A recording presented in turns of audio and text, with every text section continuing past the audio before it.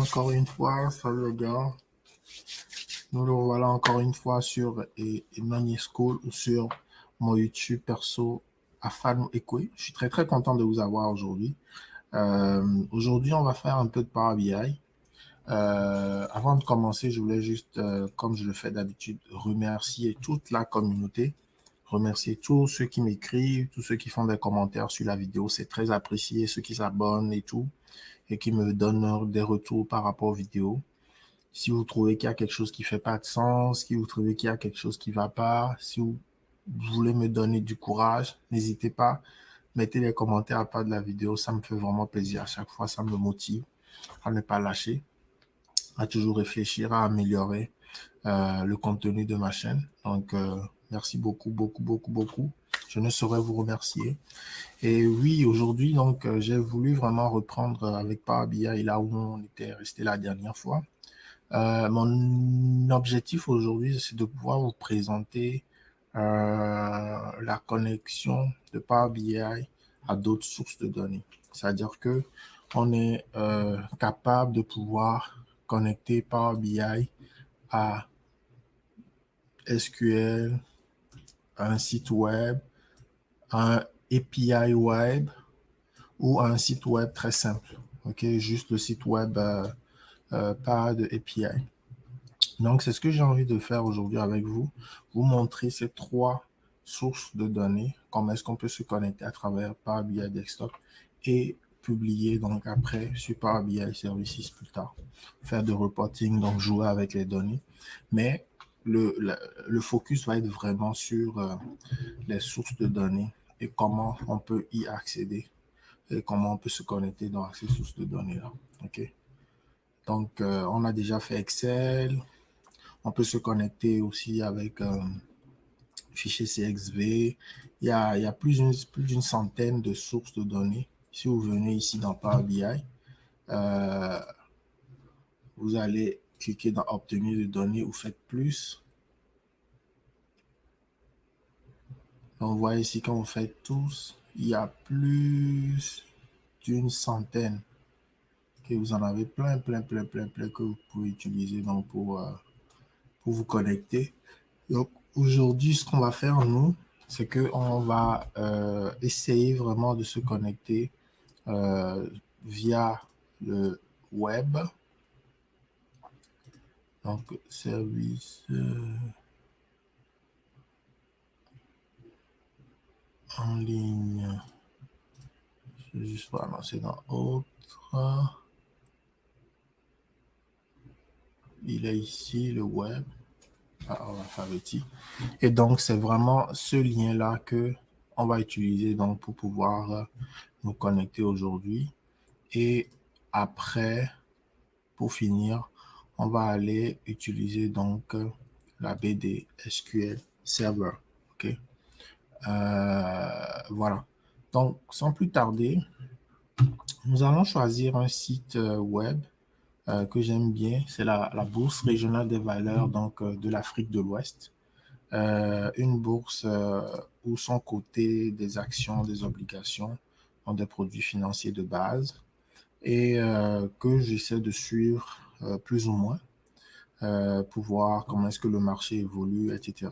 Donc, j'ai même produit un tableau de bord qui est dans Power BI, qui est connecté directement donc à ce marché-là. Donc, j'essaie vraiment de m'amuser un peu avec les données, de me pratiquer un peu avec les données donc, de ce marché-là. Donc, très intéressant de voir comment est-ce que le marché évolue au jour le jour. Donc, pour ce faire, je vais vous montrer comment est-ce que je récupère les données donc sur ce site-là.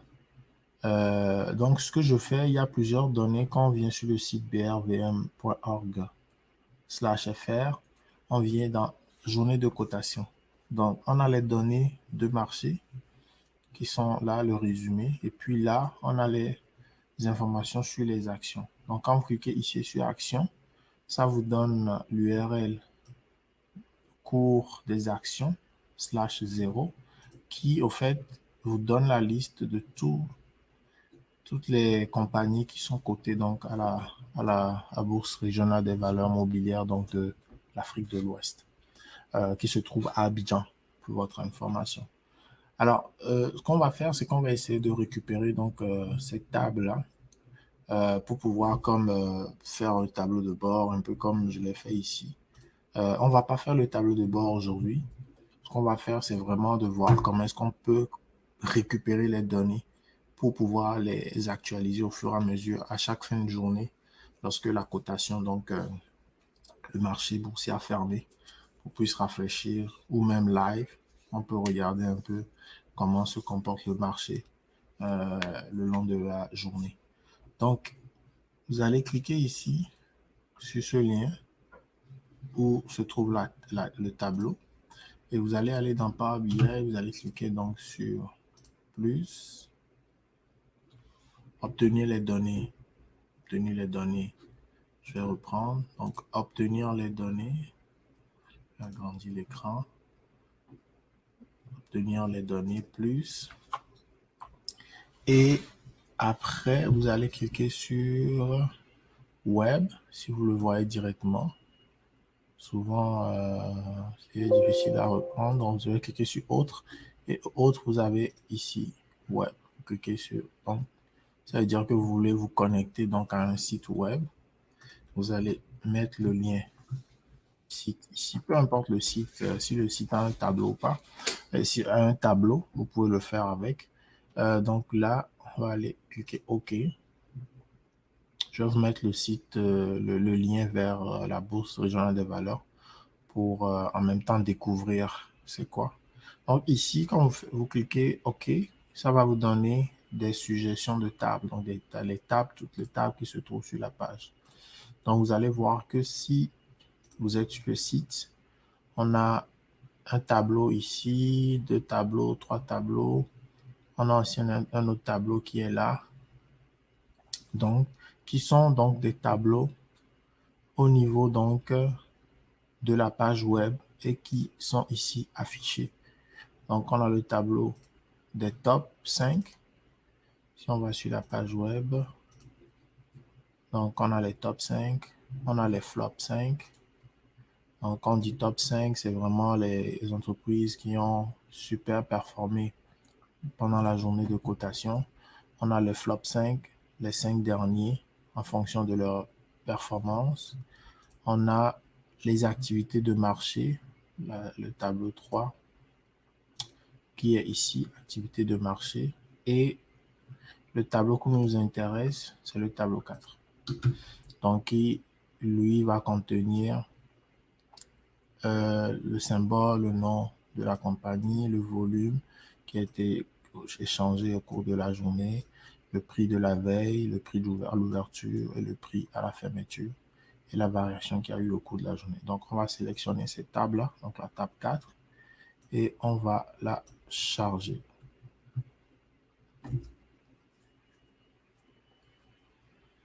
Donc, ce n'est que simplement comme ça que vous récupérez donc les données, ok, d'un site internet. Donc, ici, quand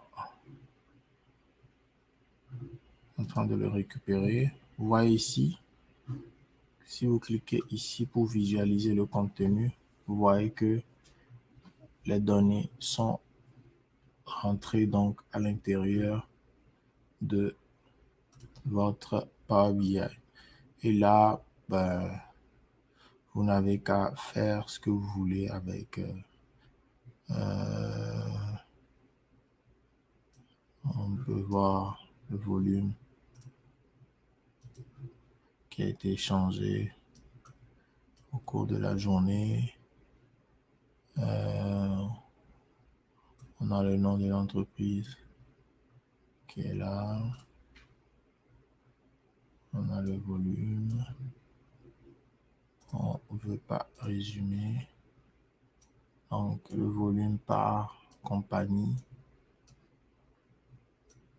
Okay. Donc, on peut faire plein de choses. Après, c'est à vous d'aller jouer avec les données. Voilà, on a le nombre de compagnies cotées au niveau de la BRVM rapidement, comme ça. Le volume total qui a été échangé. Ici, pour le volume, on peut aller chercher la variation. On ne veut pas résumer. Donc ça, c'est la variation. Les variations qu'on a eues au cours de la journée par titre. Donc ici, si on clique sur 0, on a les titres où les prix n'ont pas varié du tout au courant de la journée. Ok. Donc après c'est à vous de pouvoir comme aller jouer, et au fur et à mesure donc que la journée passe, vous êtes capable donc de rafraîchir. Il suffit juste de rafraîchir ici, d'actualiser la table, et automatiquement vous aurez les nouvelles données qui sont sur le site internet. Donc on va essayer de récupérer les données au niveau des compagnies les compagnies. Juste, on va prendre juste le secteur financier. Donc, vous allez voir, l'URL a changé. Ici, c'est /15. Si on retourne donc dans Power BI, on va créer un nouvel onglet. On fait obtenir. Donc, il est là. Il est dans les sources que j'ai dernière. Le lien, je mets le lien, je fais cliquer. Donc, c'est le 15. Et ça va nous donner encore les différents tableaux qui se trouvent donc cette page-là, et ça va être toujours encore la table 4. Donc ici, on n'a que les institutions financières qui sont présentes. Donc vous allez faire cliquer, et etc., etc. Après, si vous voulez, vous pouvez aller modifier le nom des tables pour pouvoir différencier. Donc on va aller ici, on va faire modifier la requête. Ça va nous ouvrir donc Power Query, l'éditeur des requêtes, qui est Power Query, et ici. Donc ici, on peut changer le nom des tables. Donc action, les actions, ou je vais mettre shares. En anglais, c'est shares. Je mets all. On fait dire la totalité des actions. Et ici, je vais mettre share finance. OK. C'est juste le secteur financier. OK. Donc, vous faites fermer, appliquer, et ça vous change donc le nom des tables ici. On a les deux tables qui sont présentes donc ici. OK.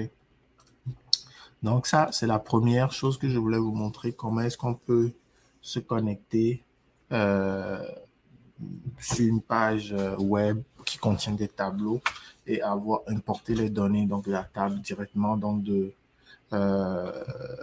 site web, pour pouvoir rafraîchir à chaque fois qu'il y a de nouvelles données donc dans ces tables. Maintenant, on va voir un autre type de connexion web. Ça va être un fichier JSON. Je vais vous mettre le lien ici sous la vidéo pour comprendre c'est quoi un fichier JSON. Okay. Je vais vous mettre cet article qui est très intéressant si vous voulez plus savoir sur c'est quoi un fichier JSON. Mais en fait, pour vraiment simplifier le fichier JSON, Wikipédia l'explique très bien. En fait, c'est une interface logicielle. Donc, au fait, ça permet, c'est comme un fichier, une connexion entre les applications ou entre les programmes. OK? Donc, je vais donner un exemple concret parce que quand je le dis comme ça, c'est peut-être pas simple. Au fait, on a l'interface utilisateur qui est ici. OK? Et l'interface logicielle ou interface applicative. L'interface utilisateur, c'est que euh, un humain va aller interagir avec l'interface d'une application qui va aller rentrer des données dans des champs, etc.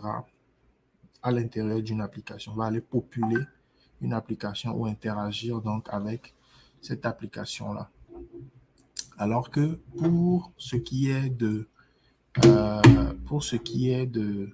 l'interface logicielle, en fait, l'interface va servir à connecter des applications. Donc, par exemple, on peut prendre une application banque qui va avoir une connexion avec l'application qui donne au fait les adresses par rapport au code postal. Donc, quand vous tapez, des fois, vous allez sur un site, vous tapez juste le code postal et ça vous donne l'adresse où se trouve donc ce code postal-là. Donc, en fait, c'est comme il y a un API, il y a une interface, il y a une connexion qui se fait. Donc, une application appelle une autre application. Et pour pouvoir faire cette connexion-là, pour voir que ces deux applications connectent, se communiquent, ils utilisent donc l'API. Okay? Donc, l'API, c'est une interface logicielle de programmation qui permet aux applications de communiquer des informations entre elles. Pour ce faire, ils vont utiliser un format de fichier JavaScript Object Notation, JSON. Donc, c'est ça ici, JavaScript Object Notation, qu'on appelle JSON encore en français, qui va se présenter un peu comme ça avec des accolades et puis euh, des noms, des clés avec des valeurs. OK? Donc, c'est comme ça que ça va être présenté. Donc, si vous voulez, je vais vous mettre le lien pour aller plus en détail. Je ne veux pas vraiment prendre mon temps pour expliquer euh, le fichier JSON, mais juste rappelez-vous que l'API, au fait, c'est une interface logicielle qui permet donc à plusieurs applications de pouvoir communiquer, c'est-à-dire de s'échanger des informations. Et pour ce faire, ils vont s'envoyer un fichier de type JSON, donc de format JSON. OK? Donc, tout simplement. Donc, ce qu'on va faire ici, c'est que à Montréal, on a une compagnie qui s'appelle Bixi. Bixi. Donc, Bixi, au fait, c'est quoi? Je vais aller sur Google vous montrer la compagnie Bixi. Donc, Bixi, c'est une compagnie de location de vélos. OK? Et cette compagnie-là met à la disposition donc euh, du public les données. Donc, ils mettent à la disposition de public donc les données et on est capable d'aller récupérer les informations donc sur les stations, récupérer les informations, je ne sais même pas où est-ce que, voilà, Open Data. Donc, ils ont des fichiers Excel ou CSV qu'on peut récupérer, mais on peut aller aussi récupérer des informations real-time, donc sous forme de API. Donc, c'est ça aussi l'avantage de l'API, c'est que on va avoir les informations en real-time à chaque fois qu'on va aller requêter donc, le API. Donc, ils ont donc une documentation ici par rapport à leur API. Donc, le API qu'on va chercher, le fichier API JSON qu'on va chercher, c'est celui-là qui est l'information des stations, donc les statuts des stations. Donc, le fichier se présente de cette manière. OK. Je pense que vous pouvez faire j'ai essayé de convertir le fichier. Ça m'a donné cette table-là. Par exemple, ici, vous voyez, on a ce fichier-là qui est ici, JSON. Donc, c'est le format, les accolades avec les clés, les valeurs, etc. Accolades, clés, valeurs. Donc voilà, comme ça se présente le JSON. Et quand on le convertit en format HTML, ça donne cette table-là. OK. Voilà, ça c'est l'user ID 1. Le first name, il vient ici. Le prénom, il vient là. Donc les informations sont formatées de cette manière JSON. Mais lorsque vous appelez donc l'API en question, elle vous redonne donc l'information sur ce format JSON et vous pouvez après le convertir sous la forme d'un tableau ou d'une table. Okay? Je vais juste agrandir un peu pour que vous puissiez bien regarder. Donc ici, on a donc à peu près le même format. Donc c'est un fichier JSON.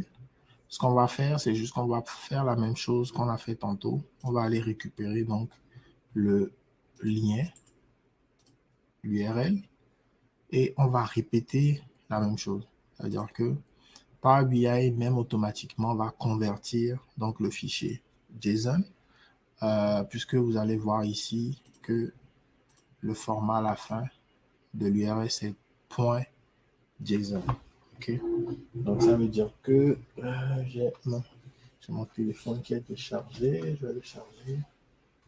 2 secondes. Où est mon chargeur? Ok, parfait. Désolé. Donc, il est en charge.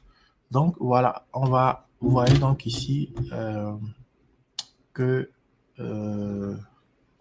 le format donc, du fichier, c'est un fichier JSON. Okay? Donc, Power BI va détecter automatiquement que c'est un fichier de format JSON. Donc, on va aller dans obtenir les données. On va toujours utiliser web. Attention, il y a aussi la possibilité, si votre fichier JSON, ici, si le fichier se trouve par exemple sur votre bureau, etc., vous pouvez utiliser ce lien-là pour récupérer le fichier. En fait, comme ça, on va mettre le truc ici, importer depuis un document JSON, si vous avez le document. Mais là, nous, ce qu'on veut faire, c'est qu'on va aller se connecter à un site web où le fichier est comme sauvegardé et mis à jour donc sur ce lien, donc un API. OK? Donc, on va aller donc se connecter donc à l'API donc des statuts des stations qui se trouve ici. Je vais vous mettre aussi le lien vers Bixi. Ça va vous faciliter donc la lecture ou le travail après. Donc, je clique là-dessus. Donc, je fais web encore. Je clique web. Et je mets le lien. OK. Et automatiquement en arrière, je vais vous montrer les étapes tantôt. Power BI même fait la conversion automatiquement, détecte le format et puis un peu comme le convertisseur que je vous ai montré tout à l'heure, un peu comme le convertisseur ici qu'il met sous forme de table ou celui-là aussi qui met sous forme de table. Power BI fait ce travail-là de conversion. Donc, je vais vous montrer. Là, c'était pas comme ça au début. Je vais copier. Tac. Voilà pour ce lien-là. Maintenant, je vais refresh. Voilà. Bloque ça. Donc, voilà. Ici, tu vois, je vais convertir HTML. Ça le convertit en table automatiquement. Donc, c'est ce qui se passe aussi ici dans Power BI. Vous voyez, il a récupéré le fichier. Je vais agrandir un peu les étapes là. Oups. Donc, ici, il fait une conversion, tu vois, il utilise donc la conversion JSON de doc, donc cette fonction-là qui permet de retourner le contenu d'un document JSON automatiquement avec le lien qu'on lui a passé. Donc ici, il reconnaît les paramètres donc, du fichier JSON qui sont la date, le TTL et là où se trouvent les données parce que si on retourne sur page JSON, vous allez voir ici que ici à l'entête, on a les informations de paramètres donc du fichier. Donc la date. Ça, c'est une date, là. On peut convertir après. Et aussi l'entête, donc, du fichier. Donc, ici, vous voyez, après, il fait une conversion. Donc, il transpose donc, le fichier et il va maintenant exploser les données. Donc, il explose ici et une fois que c'est explosé, il fait que développer. OK. Développe et il développe les records ici. OK. Il explose la liste et puis après, il développe les records pour avoir les noms des champs, il remplace les noms des champs, etc. qu'il retrouve donc dans le fichier. Donc, vous voyez que là, après, il fait une conversion des types de données. Donc, Power BI, automatiquement, vous fait donc cette conversion-là. Et ce qui fait que, si je viens ici, je prends l'ID des stations. C'est les stations. Je ne veux pas ne pas résumer. Sinon, il fait comme la somme.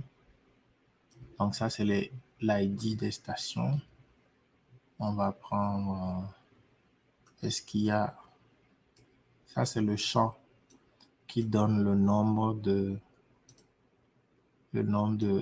vélos électriques disponibles par station. Donc, ça, c'est la clé, le numéro de la station. Ça, c'est combien de e-bikes sont donc les vélos électriques qui sont disponibles. Et je ne sais pas c'est quoi ce champ-là. Combien de docks. Donc, c'est les docks, c'est les ancrages sur lesquels on accroche le vélo. Je vais vous montrer ça ici. Donc, parce que les vélos sont comme accrochés. Vous voyez ici. Les vélos sont accrochés à des docks pour la sécurité ici. Vous voyez. À ces choses-là. Donc, c'est ça les docks. Donc, il donne combien de docks le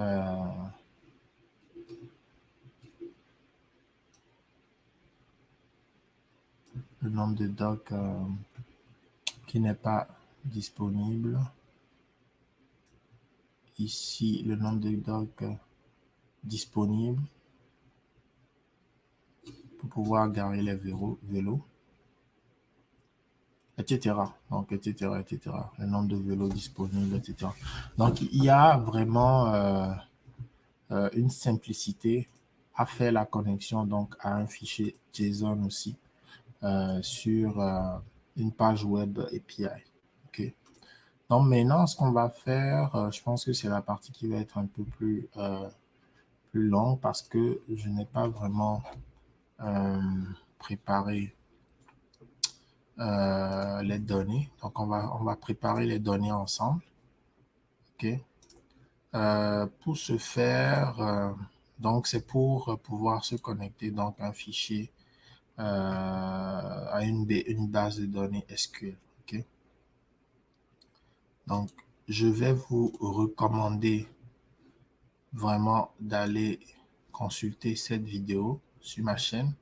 Comment télécharger et installer une BD SQL Server et le SQL Server Management Studio. OK. J'ai vraiment décrit les éléments sous la vidéo. Vous pouvez aller regarder. Ça vous explique comment est-ce que vous allez télécharger la BD SQL. Parce que moi, j'ai déjà la BD SQL installée. Ce qu'on va faire, c'est qu'on va essayer de connecter donc Power BI à SQL Server. OK. Donc, c'est ce qu'on va faire dans les prochaines minutes. Donc, je vais appeler SQL Server Management. J'ai installé donc avec la vidéo. Je vais dire ça.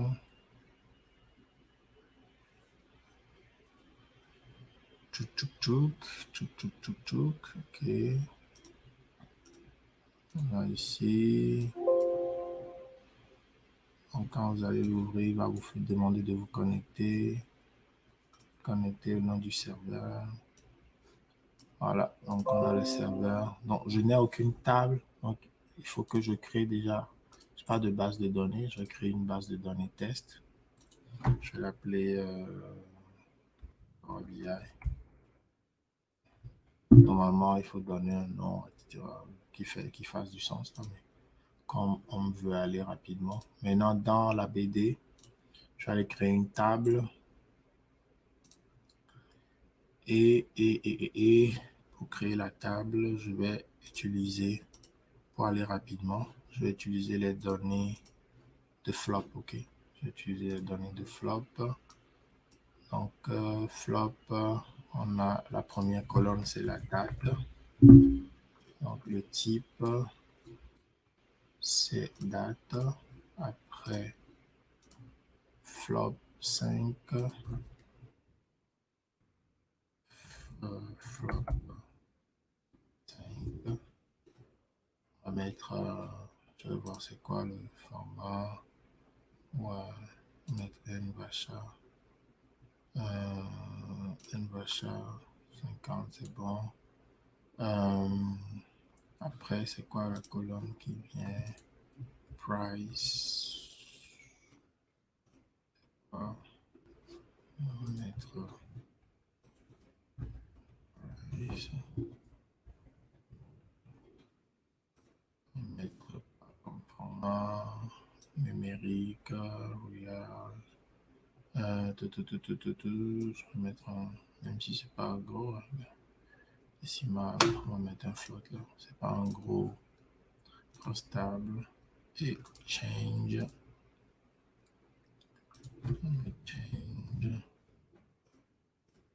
Ici, on va lui donner tout.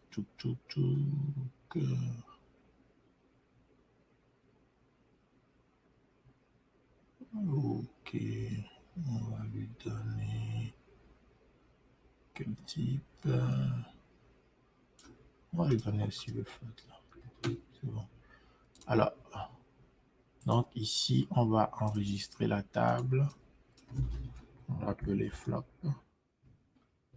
Ça, flop. Ouais, flop 5. Donc, et on ferme. On va ici rafraîchir liste des tables et on a notre table qui est ici. Pour sélectionner. Quand on sélectionne, la table est vide, il n'y a rien dedans. Donc, ce que je veux faire, on va faire modifier les lignes. On va aller donc ici dans Excel. On a la date. On va faire copier tout ça. Ok, je vais juste faire un petit changement de format ici pour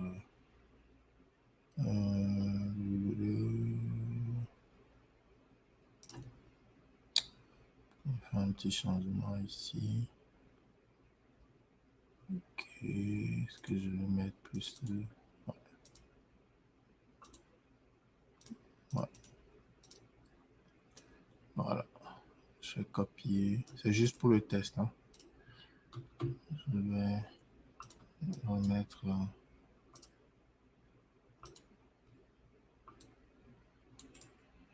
Fait coller.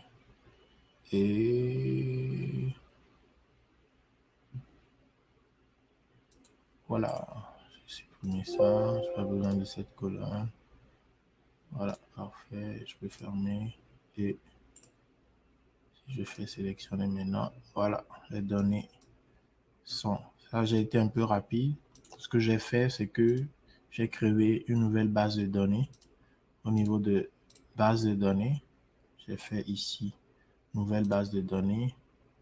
Je l'ai nommé Power BI. Ça a créé la base de données ici. Je suis venu dans la base de données. J'ai sélectionné le dossier des tables. J'ai fait nouveau, nouvelle table. J'ai calculé, puis j'ai mis les différentes colonnes. La table étant vide. Après, j'ai cliqué sur la table qui était ici. Il faut rafraîchir le dossier table pour voir la table quand vous créez la table. Je vais juste faire un autre test là. Si on crée une table, par exemple, le nom de la colonne test, allez faire enregistrer, faites clic droit, enregistrer la table, on va l'appeler test. Faites OK, la table est créée, vous pouvez fermer, mais la table ne se fait pas voir ici. Pour voir la table, il faut que vous cliquez sur la table ici et que vous fassiez actualiser. Vous voyez, là, la table, elle est affichée. OK. Et pour pouvoir voir ce qu'il y a dans la table, on fait clic droit et on fait sélectionner. Sans première ligne. Cette table-là n'a rien à l'intérieur. Je vais même la supprimer. C'était juste pour vous montrer comment j'ai créé la table. Donc, on a créé la table flop. La table flop est ici. Donc, maintenant, notre objectif, c'est de ramener la table flop dans Power BI. OK.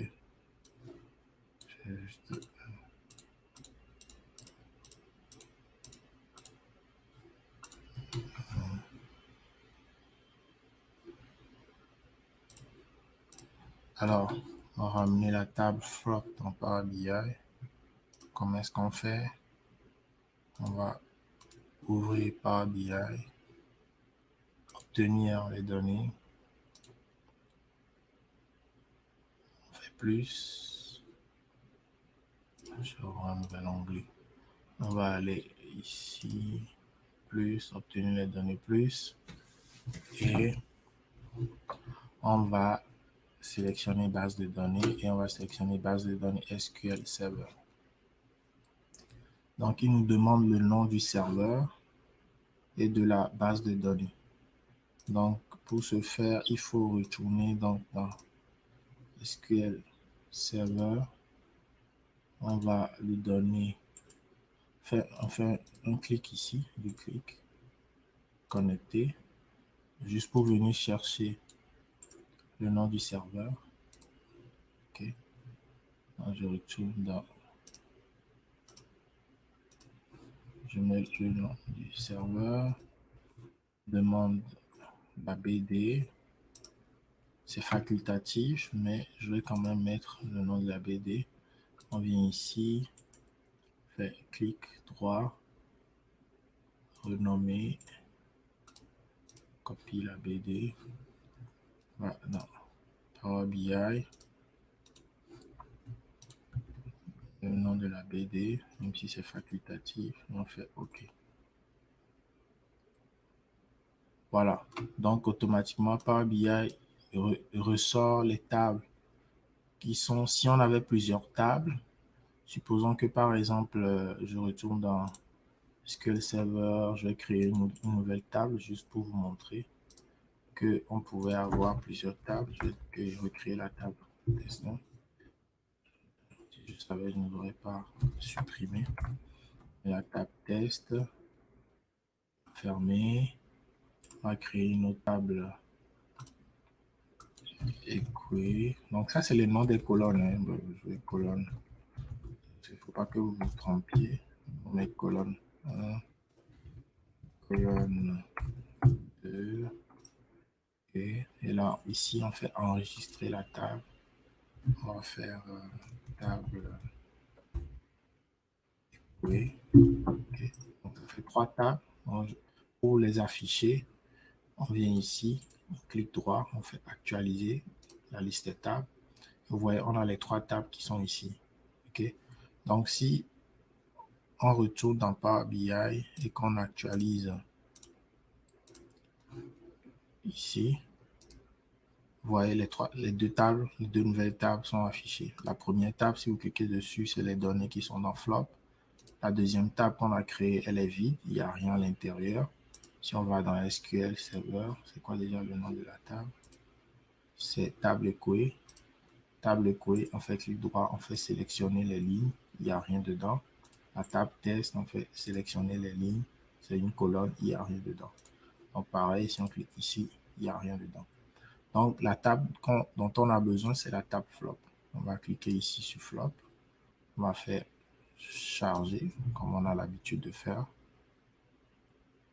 Et on a notre table flop qui est maintenant dans notre BD. Si je vous remonte le fichier Excel de tout à l'heure, donc voilà, on a les informations qui étaient dans le fichier Excel qui sont maintenant dans notre euh,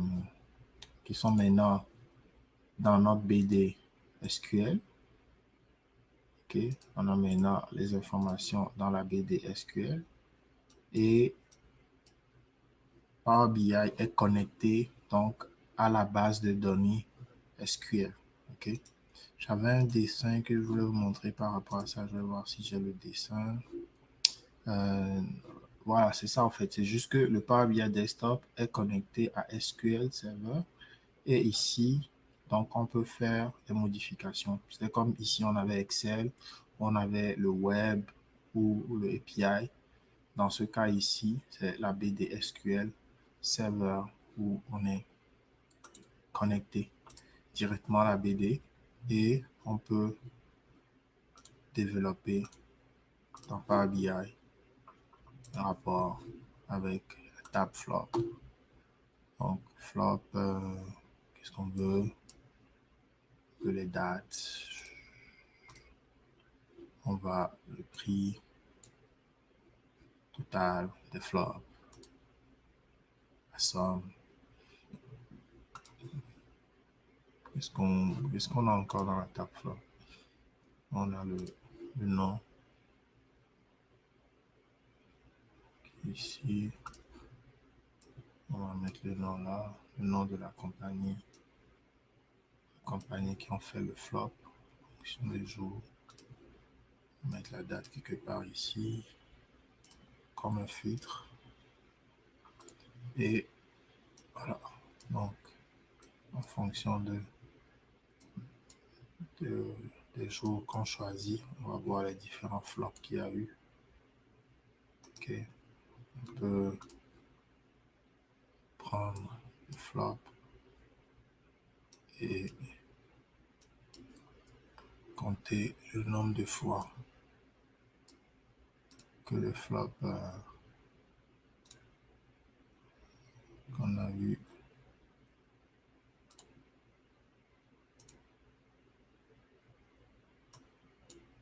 ce flop là. Voilà. Durant la période. Donc ça donne une très bonne idée hein, de ce qu'on a. Voilà, lui, il était là 2 fois. Le 3 et le 6. Il était en flop, le 3 et le 6. Je vais voir c'est quoi ce qu'il y a comme changement. Moins 0,7, moins 0,7. C'est quand même drôle que c'est la même variation qu'il y a eu le 3 et le 6. Le 3 c'était quand? Le 3 c'était mardi. Et le 6 c'était hier vendredi. Ok. Bon. Donc c'est ça un peu ce que je voulais vous montrer aujourd'hui. Donc si je résume, dans Power BI, vous pouvez aller tester les autres sources de données aussi. Dans Power BI, on est capable de pouvoir connecter notre Power BI Desktop à plusieurs types de sources de données. Okay? Et dans la vidéo d'aujourd'hui, ce que je voulais vraiment montrer, c'est qu'on est capable de pouvoir connecter, comment est-ce qu'on peut connecter à un site web pour récupérer les tableaux ou les tables qui sont sur le site web. Comment est-ce qu'on peut connecter un API. J'ai vraiment je suis rentré en détail un peu de c'est quoi le fichier JSON, c'est quoi le concept qu'il y a derrière l'API. Et à la fin, la dernière source de données que j'ai voulu montrer, c'est le SQL Server. Comment est-ce qu'on peut connecter donc Power BI à SQL Server. Et si vous n'avez pas téléchargé donc SQL Server, comme je vous ai dit, allez donc regarder la vidéo que j'ai faite pour le téléchargement donc de SQL Server. C'est une vidéo qui se trouve donc sur ma page YouTube. Donc c'est la vidéo qui a été faite ici. Comment télécharger et installer BD, la BD Microsoft SQL. Allez la regarder et vous allez pouvoir télécharger donc SQL et vous allez pouvoir pratiquer la connexion avec la base de données SQL Server. OK. Donc, c'est un peu ça ce que je voulais vous montrer aujourd'hui. Aujourd'hui, on n'a pas fait de graphique, on n'a pas fait de DAX ou quelque chose de compliqué. J'ai voulu vraiment me focuser sur comment connecter aux fichiers sources, à différentes sources de données. J'espère que ça a clarifié pas mal de choses. Si je suis allé un peu trop vite sur le bout SQL Server, mettez-moi en commentaire si je dois comme aller plus en détail par rapport à SQL Server. Je prévois faire une vidéo pour vraiment présenter l'interface dans SQL Server, comment créer une base de données, les éléments qu'il faut rentrer, comment créer une table, comment créer des vues, etc., comment requêter dans une base de données. Ça va venir dans une autre vidéo. Voilà. Je vous remercie encore une fois d'avoir été attentif le long de cette vidéo. Et s'il vous plaît, n'hésitez pas de me donner des retours, de me donner des commentaires, de me dire est-ce qu'il y a des choses à améliorer, est-ce qu'il y a des choses que vous n'avez pas compris. Donc, ça me fait toujours plaisir de lire les commentaires. Donc, n'hésitez pas. Je vous remercie beaucoup, beaucoup. Prenez soin de vous et que Dieu vous bénisse. Allez, ciao, ciao. Bye.